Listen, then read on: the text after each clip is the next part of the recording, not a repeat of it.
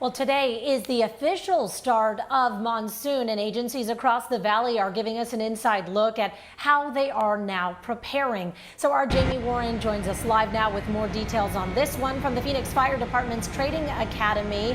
Good morning, Jamie. Good morning, Allison. We're with the City of Phoenix's Streets Department, and you guys are the ones who actually clear up all of the water when they get flooded, essentially. So we're with Jack Noble, and show us what is behind us. What does this truck do? So this is our City of Phoenix Vector truck. We have 5 of these, and what they do is during storms, they'll go out and they'll remove all the water off the streets where we don't have great drainage and low spots in the road to help keep traffic moving through. And they'll extract that water, and then we take that water off the street to open up traffic. So they're going to demonstrate this for us, and can I give the cue now? Fire away. Okay, so explain to us what it is that they're doing right now. So what they're doing now is they're going to take that tube and they're going to put it in the water, just simulating that the water in the street that sits on the street, it'll pick up. This thing's 100 gallons and it picks it up in about 30 seconds, so you can imagine how fast, but it'll pick up 1,000 gallons. Then we'll remove that from the street, we'll go dump it, and we can come back and pick up another 1,000 gallons. And we do that during storms just to help traffic move in and out, and it just makes it to where traffic is safe. So how fast can this eliminate 100 gallons of water? 100 gallons is about 31 seconds. So if you can imagine 1,000 gallons, you're probably about 10 minutes, it's got 1,000 gallons of water removed from the street. And I think we're looking at the tub right now. It's all gone, right? Yeah. There it is. And this is something that you guys do year-round, not for flooded roadways, but when it comes to clearing out sewers and drainage systems and things like that. That is correct. We actually, them trucks work 5 days a week. They go out and they clean all the catch basins, all the storm drains by your house, on the street. And it also has a machine on it that can rotor it, which basically clears the pipe. So if any debris or anything gets stuck in there, it will allow it to flow. So a lot of times we get people say that the storm drain in front of their house is plugged. This is the truck that goes out and actually cleans that pipe. This is a pretty critical piece of equipment. Very critical for the City of Phoenix. Well, there you have it. This is how they get it done. When you see the flooded streets in your neighborhood, these guys are the ones that come out, they clear it up for you and make it safe for you to drive. And in the next half hour, we will be speaking with SRP when it comes to downed power lines. So that's another danger that you may experience during this monsoon season. You'll hear from them coming up at 8:30. But for now, we're live in Phoenix. I'm Jamie Warren, ABC 15 Arizona. Thanks for that, Jamie. That's fascinating too, and how quickly it clears up the water. Very important information and all important tips to keep in mind, as today marks the official first day of the monsoon. It runs from today through September 30th. And one of the key elements of the monsoon is the heat. And early on, especially during the months of June and July, that heat can certainly be dangerous, if not deadly. And so today, for Monsoon Awareness Week, which by the way started yesterday and runs all week long, today we're talking heat and the importance of heat safety, right? Now, today's temperatures will end up near average. So our heat risk is in the moderate range. That means folks who are especially sensitive or don't have access to adequate cooling or places to hydrate, they're certainly the most at risk. But for all of us, it's important to stay hydrated through the day, avoid those strenuous outdoor activities during the peak heat of the day, especially in the afternoon hours. And if you can stay indoors between the hours of 11 a.m. and 6 p.m., that's going to be your safer bet, as it's, of course, much cooler than what we'll feel outside by that point. Now, right now, temperatures are climbing. We're already back into the low to mid 80s across the valley. It's 86 degrees in Glendale. Goodyear, you're checking in at 82. 82 in Surprise. Deer Valley, you're at 84. It's 84 in Mesa. Gilbert right now at 86 degrees. And Queen Creek also in the mid 80s. As you look at those current conditions across the state, hard to believe that Flagstaff this morning and the Grand Canyon were in the 30s. But they were, and now we're up into the 60s. So we've seen quite a temperature climb up there, with Flagstaff checking in right at 65 degrees. It's 75 in Payson, 66 in Prescott. As you plan your afternoon, know that temperatures will hit those hundreds in central and in western Arizona today. 106 for a high today in Phoenix, 87 in Prescott, 91 in Sedona, and we'll reach the mid-80s in Show Low. Meanwhile, the mid-90s in Glow. Across the valley, temperatures will end up between about 104 and 106 in most spots, which actually puts us right near the average high for this time of year. 30-year average is 104. Phoenix, again, right at 106 today. So here's how that breaks down by the hour. We'll be back into the 90s by around 10 o'clock this morning, then into the hundreds by around 1 o'clock. Our temperature will peak at 106 at around 4 to 5 o'clock this afternoon, and the hundreds stick around through 7 p.m. before we drop back down into the 90s. Notice we're going to see some breezes kicking up just slightly by the evening hours, 6, 7, 8 o'clock here. Tomorrow, those winds will get stronger, though, and we're talking gusts near 25 miles an hour here in Phoenix tomorrow. And northern Arizona will feel some breezes today, but tomorrow those winds get even stronger up north, gusting as high as 45 miles an hour. So we've got new red flag warnings posted for northern Arizona on Tuesday as the fire danger is going back up. And the breezes stick around through about Thursday with daily high temperatures in the hundreds through the weekend. ABC 15 Desert Drive Time, sponsored by Accident Law Group. All right. Thanks so much, Iris. I am watching the roadways here for you, and we are looking at some mobility trends. Overall, people are taking less trips and traveling less distance right now versus how many people were on the roadways before COVID-19. But we're watching this day to day, week to week. Maricopa, Pinal, and Yavapai counties are where I'm looking right now. We're still way down in percentages, way below what we would normally be seeing for activity on our valley roadways right now. But week to week, we're seeing a little bit more people hitting the roadways there for distance and also for trips. So I'll keep watching it. I'll let you know what I find. And if anything jumps really high, I'll let you know too. East Valley overall quiet. North Valley, West Valley, same story with the Accident Law Group traffic maps here. But as we zip on over to the east side of town, want to give you a heads up that eventually when you're going to travel on State Route 87 between basically Fort McDowell to Payson, you're going to see a closure in both directions, State Route 87 through State Route 188. So use US 60 to get over there instead. Thank you, Chelsea. Still ahead on ABC 15 Mornings on CW 61 Arizona. The Phoenix Zoo set to reopen to the public this morning. Here is a live look out there. Coming up, we're learning more about what visitors can expect when they arrive.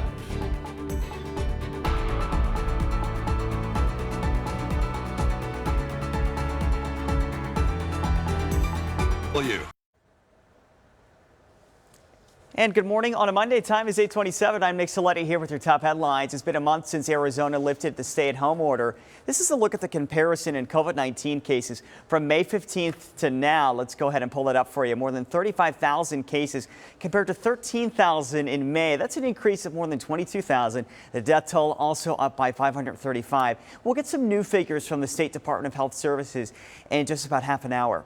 As more places open up, more of you are on the roads as well, and the price of gas is going up. According to AAA, the national average is $2.10. Here in Arizona, expect to pay about $2.29, but we are still finding it as low as $2.09 in the West Valley.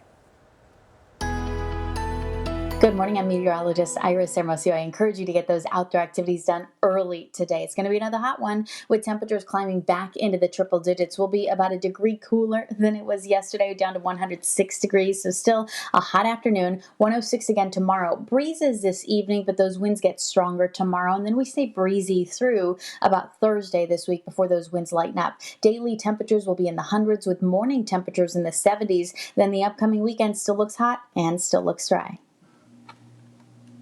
ABC 15 Desert Drive Time, sponsored by Accident Law Group. All right. Thanks so much, Iris. Watching the roadways here and East Valley, very quiet. Lots of green conditions. Same story with the north stretch. West side of town looking good, making your way into downtown Phoenix, and overall really below average desert drive times. Take a look at our ADOT camera, just letting you know I-17 southbound at Bethany Home. That exit ramp is now open.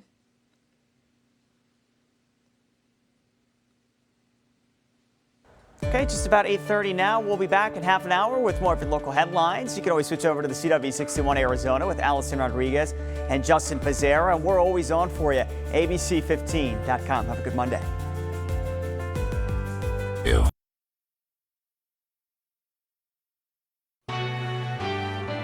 As we welcome you back at 8:30, we're just kind of panning Sedona right now. This is a live look on your Monday morning. You just can't beat Sedona. Such a beautiful place.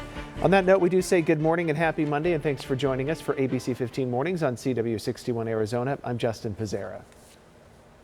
And I'm Allison Rodriguez. Social distancing here at home, as you can tell.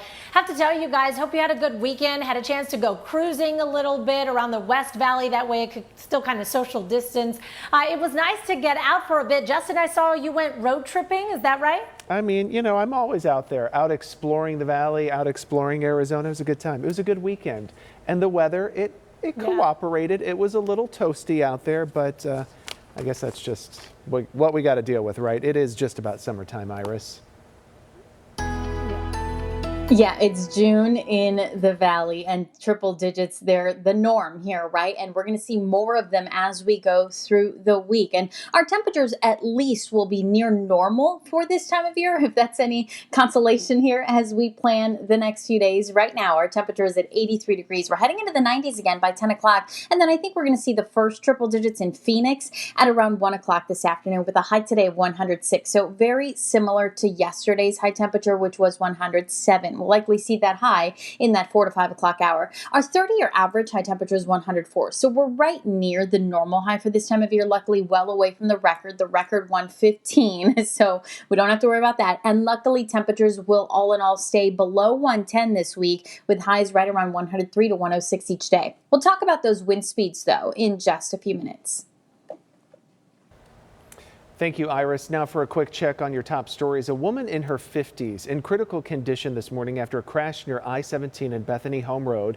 DPS telling us that driver under the age of 18 crashed into a wall and then drove into a parking lot, slamming into that woman. Police say the woman is homeless. She is currently in critical condition at the hospital. All of the minors inside that vehicle tried to run away from the scene. They were taken into police custody. A man is in critical condition after being shot by an officer near 43rd Avenue and Union Hills Drive on Sunday. We're told the man was armed with a knife and was threatening to stab customers inside a store. When an officer arrived, authorities say the man chased the officer around a car and refused to drop that knife. The officer opened fire, hitting the man. No officers were hurt in this incident. Across the country now, and the March on Georgia is happening in the wake of Rayshard Brooks' death. He was shot and killed by an officer outside of a Wendy's on Friday night. Police say there was a struggle. Brooks took a taser from the officer and tried to fire it at them while he was running away. Brooks was shot twice in the back. His death was ruled a homicide on Sunday. The officer who fired the fatal shot has been let go from the police department. Another officer is on administrative duty. Well, 1 month ago today, our stay-at-home order was lifted, and this morning our state has nearly 36,000 confirmed cases of COVID-19. Noelani Graff is in Chandler with more on why some businesses are having to shut down once again. Restaurant Week is just days away, but some restaurants are not going to be welcoming customers in, and that's because they are seeing more cases of COVID-19 among employees. Santan Brewery here in Chandler and Phoenix, one location that did shut down temporarily for a couple of days. They're going to give it another try now. And other restaurants across Phoenix, Chandler, Gilbert, and Tempe have also chosen to close their doors temporarily. In fact, there are dozens across the valley that have publicly posted about potential positive cases. Restaurants don't actually have to tell the public if someone does test positive, but Steve Chukri with the Arizona Restaurant Association says that it is the right thing to do to gain the public's trust. No, they don't. And they're being very, very responsible. I have not seen one case yet where someone simply says, we're going to sweep this under the rug. We're going to all just be fine. Now, a lot of these restaurants are making their updates online, and so we're trying to keep up with them and posting it online ourselves. You'll find the full list of closures on abc15.com. I'm Noelani Graff in Chandler, ABC 15, Arizona. As a result of the surge in COVID-19 cases, more places are requiring visitors to wear a mask. ASU announcing masks are going to be mandatory for those inside campus buildings and outside where you can't social distance. University President Michael Crow writing in a letter, the scientific evidence is clear. Wearing a face covering helps reduce the spread of COVID-19. We talked with the owner of Cactus Sports on Mill, who also requires face coverings.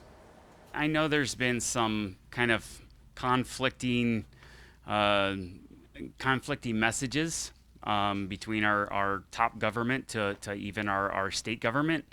But we just feel that the easiest way to protect ourselves is by us wearing masks around each other as a staff, and then our guests wearing masks. And a legal expert tells us that the governor could require everyone to wear a mask in public. So far, Governor Ducey has only encouraged people to wear masks when they cannot social distance. Well, like so many things right now, job recruiting has gone virtual. Hosting Zoom or Skype career fairs can seem a little bit confusing. So as part of the Rebound Arizona, I asked the Goodwill Career Center what you need to know in order to stand out and get hired from that screen. If you're someone looking for work, you've likely heard about virtual job fairs, and it's leaving some scratching their heads wondering, well, how exactly does that work? So it can be a little intimidating if you're not familiar with what does that look like? How do I go online? Am I comfortable doing that? Courtney Nelson works at Goodwill, and the organization has helped put on some virtual hiring events already. And she says employers who've participated are filling jobs. We've actually seen a lot of success with these hiring events happening virtually because, as you mentioned, those in-person hiring events can be really busy. They can be overwhelming, they're noisy. So before you decide to register, here are some things to check off your list so you're ready. Make sure you check your technology. Make sure you have the most up-to-date software on your computer to be able to access, and also take into consideration your background. Make sure that your background's okay. Make sure if you have children that they're not going to be in the room with you, dogs, landscapers, all those things. Once you're set, typically you'll register for a spot, then get sent a link that will take you to Skype or Zoom. But before you connect, you should do some prep work. So do your research on the companies. Make sure that you're prepared to know who the companies are. Dress professionally head to toe and be prepared. While you might be just talking to somebody and having the top half of you showing, and so wearing that top shirt and your jewelry and dressing professionally, doing your makeup, it really matters because it gives you confidence if you're dressed professionally head to toe. Virtual job fairs are smaller. Normally, a Goodwill job fair will consist of about 20 employers. Virtually, they only do about 2 to 4, but this is leading to more success. And what employers are telling us is when that person connected with them virtually and they're coming for the interview, they're ready to go. They're ready to work. They are prepared. Well, you know, they're still working on their next virtual job fair, but there are a lot of places that are hiring right now. By the way, I did want to mention about the Goodwill Career Center. If you do need a little bit more guidance, they might be good for you to go to. Also, polishing up that resume. It may have been a while since the last time you had to get it updated, so they can help you there. And there are a lot more resources too on places hiring. Head over to abc15.com/rebound for everything you need to know. We have you covered. Well, if you're looking for something to do outside, maybe enjoy some fresh air, why not head to the Phoenix Zoo? It officially opens to the public today after being closed for months because of the coronavirus. Joining us this morning is Linda Hardwick from the zoo. And Linda, the zoo, it opened to members on Saturday. It was packed. This has been a long time coming. It's good to see you. Thank you so much for having us. Yes, good to see you too. We are so excited to welcome people back here to the zoo. We had a great time this weekend with our members Welcome Back Weekend, and now today is the first day for the general public. And one of the first changes that our public will notice is you must go online to phoenixzoo.org and purchase your tickets ahead of time. That is so we can manage the capacity in our park, which is 2,500 people each day. But with 125 acres, really large pathways, there is lots of room for some social distancing. I was going to say these reservations, I would imagine that they go extremely fast. What is a good time for somebody to come to the zoo if they're looking to get in? Sure, exactly. So summer hours are 7 to noon, and that gives a lot of time for people to come early because obviously they can beat the heat. The animals are more active early in the morning, so that gives 5 hours to people come in and really enjoy the zoo, see the animals again, and be inspired by nature and the beautiful outdoors. So you guys had Cruise the Zoo. That was so popular. Are you guys going to hold on to that? Is it coming back, staying? It actually is. People loved it so much. And I know there are some people who aren't comfortable coming into the zoo and doing foot traffic yet. So we wanted to make sure we had an option for everybody. But yes, the first Thursday through Monday of July, as well as Thursday through Monday of August, that first weekend, it will be open for Cruise the Zoo. And those do go really fast because those have to be purchased online as well. You know, Linda, we have seen so many changes because of the coronavirus. Restaurants doing things differently, department stores. Are there any zoo exhibits that are going to be off limits or anything like that? Anything noticeably different? Yes, there's lots of changes that people will notice. Our splash pads and our playgrounds, camel rides, giraffe encounter, carousel, those will open at a later date. We're trying to just get our feet wet this week and see where people are going and what they're missing and how we can keep everybody safe. But so those things will open at a later time, but we do have our safari cruiser, which we can maintain social distance. That is disinfected after every use. Do you have to wear a face mask in the zoo? I just saw a lady go behind you in a face mask. Is that required? Lots of people are wearing them. It's not required. Employees are wearing face masks. Our guests are welcome to do so as well. We have lots of hand sanitizing stations around, reminding people to clean their paws. We have decals on the ground, reminding people to stay 6 feet from other flocks and herds. Lots of signage telling people to, maintain that distance, stay healthy, stay safe, but we are a welcoming place to be. All righty. The Phoenix Zoo opening to the public today. It is a big day. Linda Hardwick, thank you so much for joining us. And if you missed any of that, of course, we have all of this information on our website, abc15.com.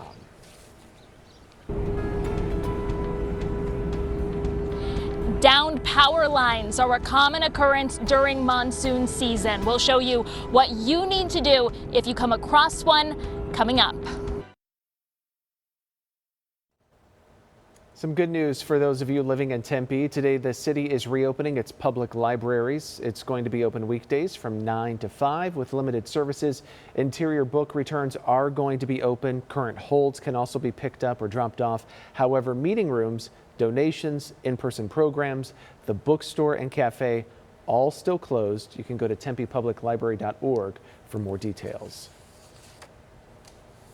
Well, today is the official start of the monsoon, and SRP is reminding drivers about the dangers of downed power lines, especially during a storm, can be extremely scary. So what to do when you approach that? We want to get out to our Jamie Warren, who's live in Phoenix with more tips. Good morning, Jamie.